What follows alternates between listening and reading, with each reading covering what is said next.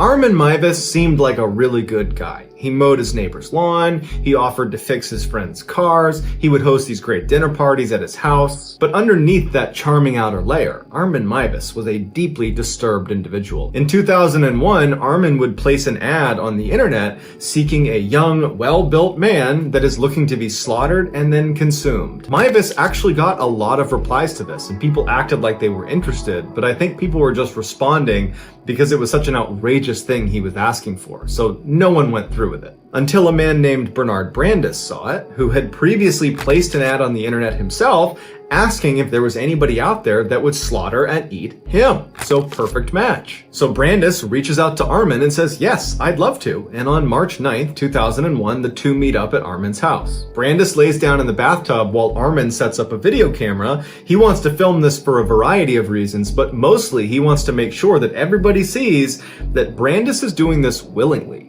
On camera, Brandes gives Armin the go-ahead. Initially, Armin tries biting into Brandes, but apparently he was too chewy, so Brandes suggests he gets a knife. After successfully removing a piece of Brandes, Armin fries it up in a pan, and the two of them begin to eat it, but apparently it was too burned to either of their liking, and they would feed that piece of him to the dog. At this point, Brandes is in and out of consciousness because he's losing a lot of blood, so Armin decides to take a break and go to his room and read a Star Trek book. When Armin goes back in the bathroom, it's clear that Brandes is still alive, but he's on the verge of death.